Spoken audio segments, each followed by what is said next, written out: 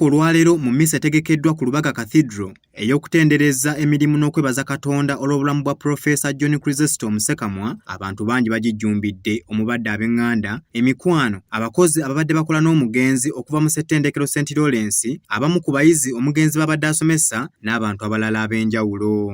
Mu bigambo bye, Reverend Father Walugembe John Mary akulembeddemu emmisa eno akubiriza abantu okweyisanga obulungi eri bantu bannaabwe era n'atendereza n'emirimu Omukama gy'akozesezza Profesa John Chrysostom Ssekamwa.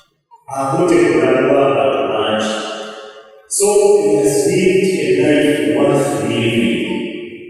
Gy'asomesezza abantu bangi nnyo nawe n'abalesoma tiwalwa amasiga yakusomesa nti waki bwe yasomesa yakusomesa ekitegeeza nti eggwanga muyinza okusanga ebitundu kumi nga mukaaga mu kikumi oboolyawo balina abakwata omukulu abamanyi n'abatamanyi. Bakira buli mukungubazi obwedda avaayo ng'ajja n'ebigambo ebitendereza omugenzi gwe wamma ne biraga okunyolwa okw'amaanyi okusigadde ku mutima gy'abantu. Ssentebe w'olukiiko olufuzi olwa ssettendekero St. Lawrence, Honorable Mike Kennedy Ssebalu, ono nga yaleese obubaka okuva ku ssettendekero ono atendereza obuzira bw'omugenzi era n'ategeeza abakungubazi nti bafiiriddwa omuntu atazzikawo. Ku lwa St. Lawrence tumusaaliddwa nnyo kubanga St. Lawrence eri kyeri olw'empagi eya Profesa Jesse abadde akumaakuma, abadde atendeka, abadde agunjula, abadde awabula banne bonna. Ate bo abafamire nga bakulembeddwamu Agnes Ssekamwa beebazizza buli muntu alina ky'akoze ku lw'obulamu bw'omugenzi era ne basaba Omukama amuwe ekiwummulo eky'emirembe. Martin tukwebaza ebbanga lyonna abadde alambula taata era ng'akugamba Martin ava wano.